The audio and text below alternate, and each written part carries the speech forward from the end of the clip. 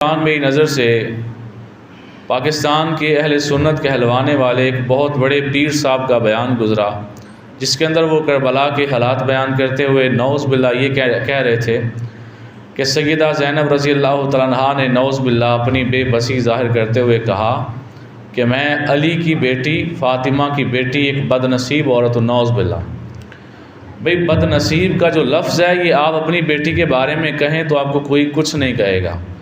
आप अपनी बीवी के बारे में कहें कि मेरी बीवी बड़ी बदनसीब है तो आपको कोई कुछ नहीं कहेगा। लेकिन ये लफ्ज़ अगर आप सैयदना इमाम हसन और हुसैन उनकी प्यारी बहन के मुतालिक ये लफ्ज़ बोलें कि जिनको अल्लाह ताला चाहता तो किसी और घर में पैदा कर सकता था, ये नसीब ही की बात थी कि सैयदा ज़ैनब अभी दुनिया में नहीं आई थी। अल्लाह ने उनके आने से पहले उनके बारे में ये फ़ैसला कर लिया था कि मैंने इनको जब दुनिया में भेजना है तो किसी आम घर में नहीं, पंजतन के घराने में भेजना है। भाई जिसके बख्त इतने बड़े बुलंद हों, इतनी नसीब वाली औरत हो, करबला के हालात बयान करते हुए अगर एक सुन्नी कहलवाने वाला पीर बदनसीब का लफ्ज़ बोले तो फिर इसमें और शिया में फ़र्क क्या रह गया। इसीलिए तो उलमाए अहले सुन्नत करबला के वाक़यात को बयान करने से मना करते हैं। मैंने आपके सामने शायद पहले इस बात को बयान किया, ये नहीं, इस वक्त मेरे ज़हन में ये बात नहीं है। अहले सुन्नत के 4 बड़े आइम्मा, मैं चारों का किताबों से साबित कर सकता हूँ। हज़रत इमाम इब्न हजर अस्क़लानी रहमतुल्लाह अलैह, इनकी किताब भी मेरे पास मौजूद है। हज़रत इमाम इब्न हजर मक्की रहमतुल्लाह अलैह, इनकी किताब इस वक्त मैंने सामने टेबल पर रखी हुई है। हज़रत सैयदी आला हज़रत रहमतुल्लाह अलैह, हज़रत इमाम गज़ाली रहमतुल्लाह, ये चारों शख्सियात ने अपनी किताबों में लिखा है कि सुन्नी वाइज़ यानी बयान करने वाला, वाज़ करने वाला, लोगों के सामने खिताब करने वाला बंदा अगर सुन्नी है, क्या है, सारे बोले क्या है, सुन्नी है, तो इन चारों हस्तियों ने लिखा है उसके ऊपर हराम है कि वो वाक़यात करबला लोगों के सामने बयान करे। क्यों हराम है भाई? अगर इतना बड़ा पीर जिसकी पाकिस्तान के अंदर हज़ारों के अंदर फ़ैन फॉलोइंग है, और अगर अभी मैं नाम लूँगा तो शायद आपको यकीन नहीं आएगा कि उस बंदे ने ये लफ्ज़ बोला, इसी वजह से मैं बंदे का नाम लिए बगैर, क्योंकि मुझे कोई ज़ाती दुश्मनी नहीं किसी के साथ, लेकिन ये लफ्ज़ अभी मैंने आपके सामने रखा तो आपकी ज़ुबानों से भी अस्तग़फ़िरुल्लाह निकला कि इमाम हसन व हुसैन की बहन हो, मौला अली पाक की बेटी हो, सैयदा फ़ातिमा रज़ी अल्लाह तआला अन्हा की बेटी हो, मेरे आका सल्लल्लाहु तआला अलैहि वसल्लम की सगी नवासी लगती हो, और उनके बारे में कोई बंदा वाक़यात करबला बयान करते करते ये इल्ज़ाम लगाए। अभी आगे देखिएगा, अगर वो ये कहता ना अपनी तरफ से, नाउज़ बिल्लाह सुम्मा नाउज़ बिल्लाह, कि मैं समझता हूँ कि ये उनकी बदनसीबी की हालत है, अपने पास से कहता तो ये भी कोई बड़ा जुर्म था, कोई छोटा जुर्म नहीं था। लेकिन उसने कहा, सैयदा ज़ैनब ने खुद कहा कि मैं बदनसीब औरत, नौज़ बिल्लाह। इतना बड़ा इल्ज़ाम, आप किसी की माँ के बारे में झूठ बोलें कि तेरी माँ यूँ कह रही थी, वो जाके अपनी माँ से पूछे, अम्मा आपने ऐसा बोला था, तो माँ कहे नहीं मैंने तो ऐसा कुछ नहीं बोला, तो ऐसा नहीं हो सकता कि वो बंदा सब्र करे। वो वापस आएगा आपके पास और उसे कहेगा तेन को शर्म ही आया वे, तुम किसी की माँ के बारे में क्यों बकवास करने लगे हैं, क्यों इल्ज़ाम लाने लगे हैं। बड़ा भी शरीफ होया ना तो चंड मौका ना भी मारे पर गल्लां 4-5 चंगियाँ पीढ़ियाँ करके ज़रूर सुनाएगा। और आप इस बात को ज़रा गौर करें कि वो हस्तियाँ तो बड़ी पाक है ना, मैं और आप, हमने एक बात ना की हो और बात भी ऐसी जिसमें अल्लाह से शिकवा किया जा रहा है, यानी सैयदा ज़ैनब का अल्लाह के नौज़ बिल्लाह फ़ैसलों के ऊपर एतराज़ बनता है। अगर वो ये कहें कि मैं अगर करबला में आई हूँ और मेरे भाई शहीद हो गए हैं, मेरे बेटे शहीद हो गए हैं, मेरे जो है वो काफ़िले वाले शहीद हो गए हैं, सिवाय इमाम ज़ैनुल आबिदीन के बाकी शहीद हो गए हैं, तो ये नौज़ बिल्लाह मेरी बदनसीबी वाली बात है। मैं बार बार साथ नौज़ बिल्लाह इसलिए कह रहा हूँ कि मेरे नज़दीक ये लफ्ज़ बेअदबी था, ये अदब वाला लफ्ज़ नहीं था। अगर सैयदा ज़ैनब रज़ी अल्लाह तआला अन्हा ये लफ्ज़ बोलती तो नौज़ बिल्लाह वो अल्लाह के फ़ैसले के ऊपर एतराज़ करती, लेकिन वो पंजतन पाक का घराना है, वो अल्लाह के फ़ैसलों पे एतराज़ करने वाला बोले नहीं था। अब मैं ये बात आपको समझा रहा हूँ कि मैंने और आपने अल्लाह से कोई शिकवा ना किया हो, एक बंदा उठे और कहे वो फ़लाँ बंदा तो यूँ कह रहा था, मेरा नाम ले, आपका नाम ले, आपका नाम ले, किसी का नाम ले, और कहे वो फ़लाँ बंदा तो कह रहा था अल्लाह ने नौज़ बिल्लाह मेरे ऊपर बड़ा जुल्म किया, मेरे ना अल्लाह ने इंसाफ नहीं किया, नौज़ बिल्लाह।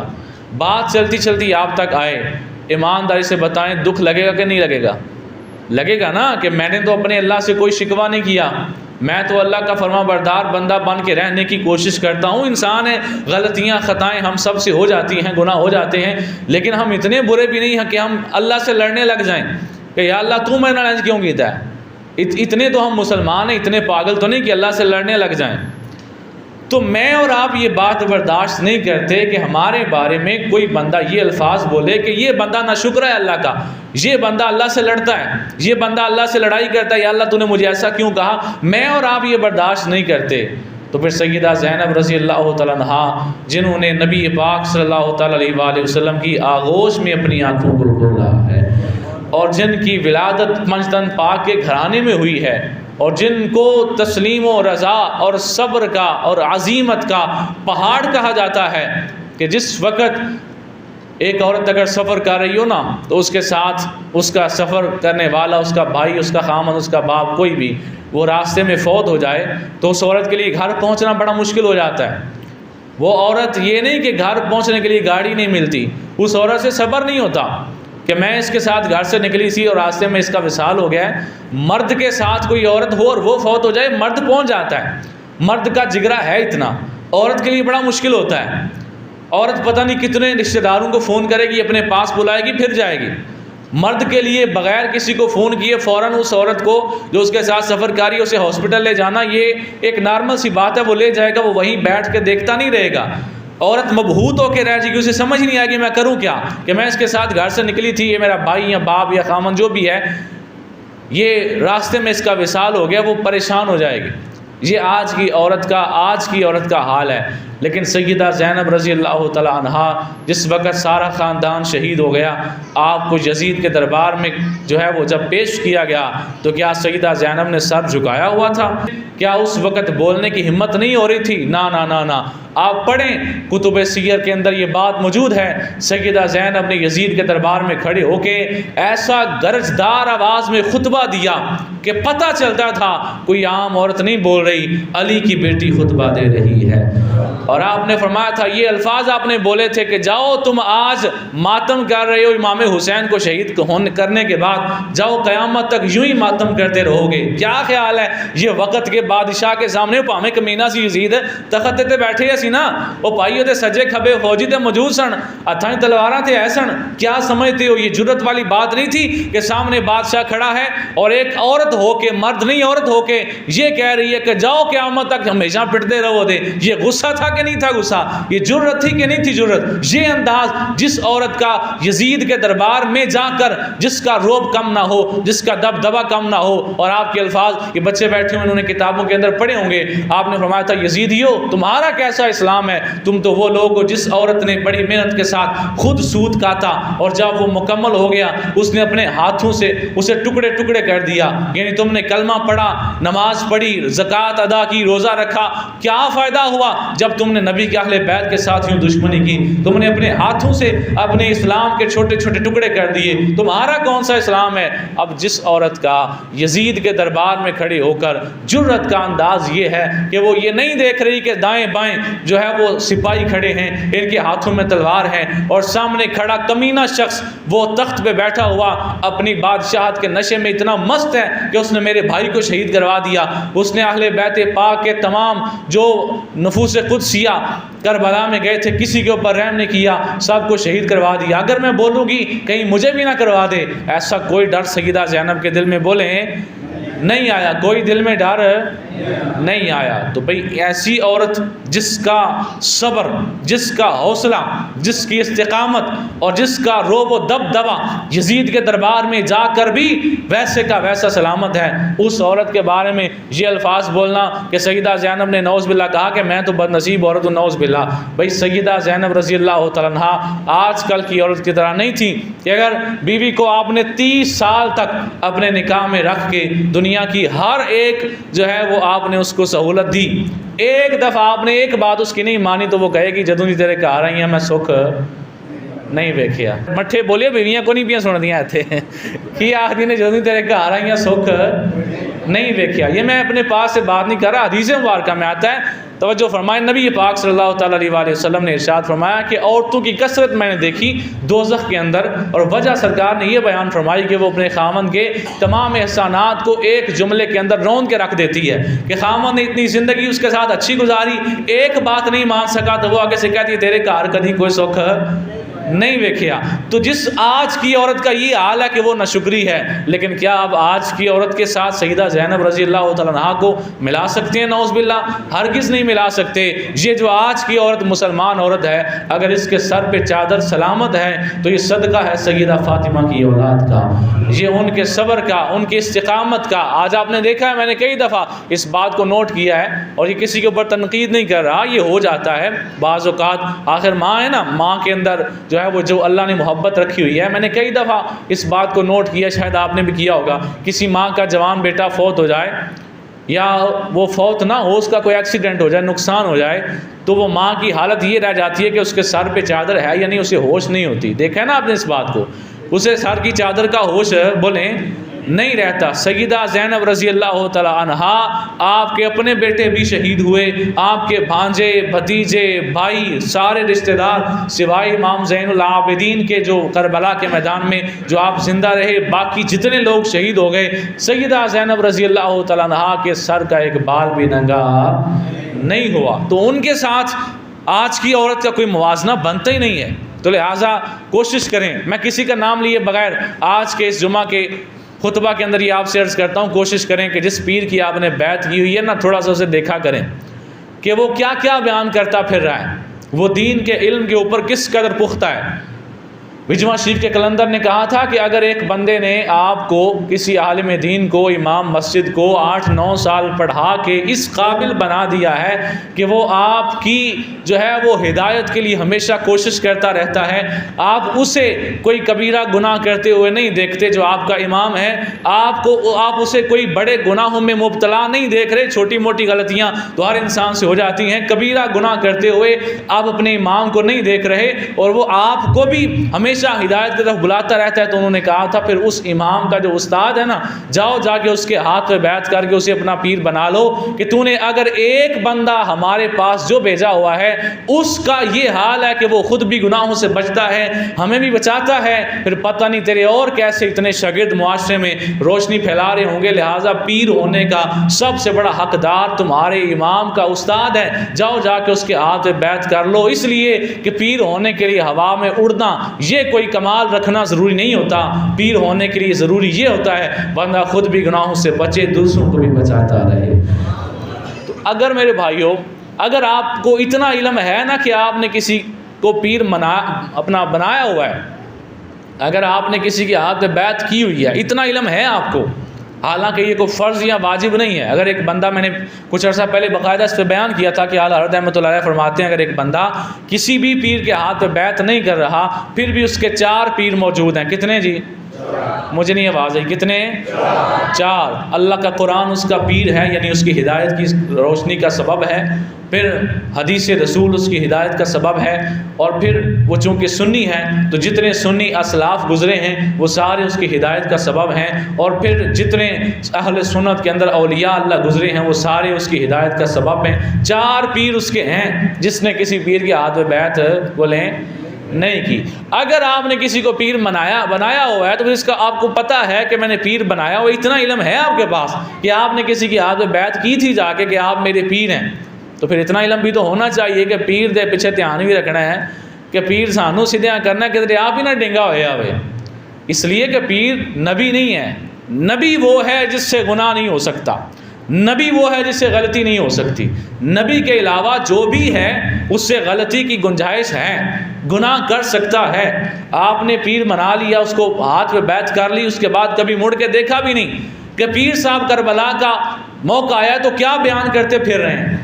तो ऐसे पीर के हाथ में हरगिज़ बैत ना करें कि जो नौज़ बिल्लाह सदात किराम की शान बयान करने की बजाय बदनसीबी वाले बुरे अल्फाज, जो अपनी बीवी के बारे में इंसान बोलते हुए शर्माता है, अपनी बहन के बारे में, अपनी बेटी के बारे में, अपनी माँ के बारे में बोलते हुए इंसान शर्माता है कि ये बदनसीब का लफ्ज़ मैं नहीं बोलता। ये नौज़ बिल्लाह उन अहले बैत पाक की पाक हस्तियों के बारे में बंदा बोले तो इस ऐसे पीर को मेरे ख्याल से तो पीर अपना जो है वो नहीं बनाना चाहिए। किसी ऐसे पीर को पीर बनाए जिसका ज़ाहिर भी शरीयत के मुताबिक हो, जिसका बातिन भी शरीयत के मुताबिक हो और जिसके आमाल भी शरीयत के मुताबिक हों। आज हमारा हाल ये है, हमें पीर भी अपने जैसा चाहिए। हमारा हाल ये है कि हम इमाम हुसैन पाक के नौकर हैं। किस हद तक? देगें पकानी हो हम उनके नौकर हैं, सबील लगानी हो हम उनके नौकर हैं, ख़त्म दिलाना हो हम उनके नौकर हैं। आ जाए बात मिशन इमाम हुसैन की कि इमाम हुसैन का मिशन क्या था, क्यों छोड़ा था आपने मदीना? क्या यजीदी लश्कर या यजीदी टोला जो आज भी दुनिया में मौजूद है, एक तबका नौज़बिल्ला कहता है इमाम हुसैन कुर्सी की वजह से मदीना छोड़ के गए थे, नौज़बिल्ला। भाई कैसी कुर्सी? इमाम हुसैन के पास मदीना पाक की रिहाइश थी, इससे बड़ी दुनिया में कोई कुर्सी नहीं है। नबी पाक सल्लल्लाहु अलैहि वसल्लम का मदीना पाक मिल जाना, वो शायर ने कहा ना कि तख्ते सिकंदरी पे वो थूकते नहीं हैं, बिस्तर लगा हुआ है जिनका तेरी गली में। भाई मदीना पाक रहते थे इमाम हुसैन, और जब आप निकले थे ना तो आपने ये कहा था मैं इसलिए निकल रहा हूँ कि यजीद जो है उसने अल्लाह की इताअत छोड़ दी है, उसने शैतान की इताअत शुरू कर दी है और मैं उसकी बैत नहीं कर सकता। और आगे आपने अल्फाज बोले, आपने कहा मेरे बाग नबी सल्लल्लाहु अलैहि वसल्लम ने फरमाया था अगर किसी इंसान के होते हुए एक ऐसा हुक्मरान जो जालिम है, जो इस्लाम के मुताबिक हुकूमत नहीं करता, वो अगर हुकूमत करने लग जाए और ये इंसान उसके ख़िलाफ़ कुछ भी ना करे, तो मेरे आका सल्लल्लाहु अलैहि वसल्लम ने जो इरशाद फरमाया उसका ये मफ़हूम है कि अल्लाह ताला क़यामत के दिन इस बंदे को उस हुक्मरान के तमाम गुनाहों में शरीक गिन के उसको सज़ा देगा कि ये शरीक है उसके सारे गुनाहों में। इस वजह से इमाम हुसैन निकले मदीना पाक से। ये मिशन था आपका कि गलत हुक्मरान हुकूमत ना करे, कुर्सी की वजह से नहीं गए थे ना हम ये कह सकते इमाम हुसैन के बारे में। इमाम हुसैन का मिशन ये था कि बुरा बंदा हुक्मरान न बने। आज हम कहते हैं कि या हुसैन हम लंगर पकाने की दफ़ा तो आपके नौकर हैं, सबील लगानी पड़ेगी आपके, रोज़ाना सबील लगानी पड़ेगी, लगा लेंगे, आपके नौकर हैं। आपके लिए ख़त्म दिलाना हो रोज़ाना दिलाएंगे, आपके नौकर हैं। आ जाए बात हुक्मरान का इंतखाब करने की तो हम कहेंगे इमाम हुसैन हूँ तुसी साडे हो जाओ, इत्थे साडी बरादरी वेखी जाएगी, इत्थे वोट बरादरी दा होवेगा। इमाम हुसैन के पास फरजदक शायर आया जो कि अहले बैत से बड़ी मोहब्बत करता था। कभी इस फरजदक का तारुफ मैं आपको करवाऊँगा। जब इमाम हुसैन जा रहे थे ना करबला की तरफ, तो रास्ते में फरजदक मिला। उसने कहा इमाम आप ना जाएं। आपने कहा ये देखो मेरे पास तोड़े भरे हुए हैं, तोड़े पर 6 सन कूफियों के खतूत के। कूफियों ने ख़त भेजे हैं कि इमाम आप हमारे पास आएँ, हमने यजीद का साथ नहीं देना, आपका साथ देना है। आप नहीं आएंगे क़यामत दिन हम अल्लाह की बारगाह में आपकी शिकायत लगाएंगे। इमाम ने फरमाया ये मेरे तोड़े भरे हुए देखो। फरजदक ने कहा था हुसैन उनके दिल तो तुम्हारे साथ हैं लेकिन उनकी तलवारें यजीद के साथ हैं। तलवारें किसके साथ हैं? यजीद के साथ हैं। दिल तुम्हारे साथ हैं पर तलवारें, आज हमारे दिल तो हुसैन के साथ हैं लेकिन वोट हुसैन के साथ। बोले कभी कोई बंदा बताए थी जब मैं वोट देने लगा था तो मुझे हुसैन पाक याद आए और मैंने ये सोचा कि हुसैन पाक ने यजीद की बैत नहीं थी कि इसका मतलब यही था कि आपने गलत हुक्मरान का इंतखाब नहीं किया था, लिहाजा मैं आज वोट देने लगा हूँ। मैं बरादरी को नहीं देखूँगा और मैं अपने रिश्तेदारों को नहीं देखूँगा। मैं यहाँ पे किसी जमात का नाम नहीं ले रहा, शायद आप समझें किसी एक जमात को सपोर्ट कर रहे हैं। मैं इस वक्त बात कर रहा हूँ इमाम हुसैन पाक के मिशन की। अगर भाई अंगूठा लगाते वक्त कभी ज़हन में ये बात नहीं ना आई कि इमाम हुसैन ने यजीद का साथ इसलिए नहीं दिया था कि वो बुरा हुक्मरान है, तो मैं जिनका साथ दे रहा हूँ, जिनको वोट दे रहा हूँ, क्या वो बुरे हैं या अच्छे हैं? क्या वो हुसैन के साफ में खड़े हैं या यजीद के साफ में खड़े हैं? कभी दिल में ख्याल नहीं आया।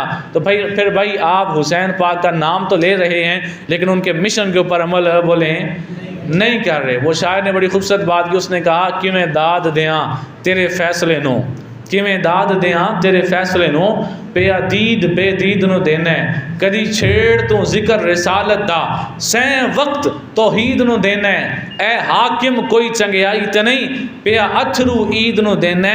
अगले जुमले ते सारे गौर नजर अपने दिल ते हथ रखियो। कहंदा झंडा पाक हुसैन दा हथ फड़ के, झंडा पाक हुसैन दा हथ फड़ के ओए वोट यजीद नु देना।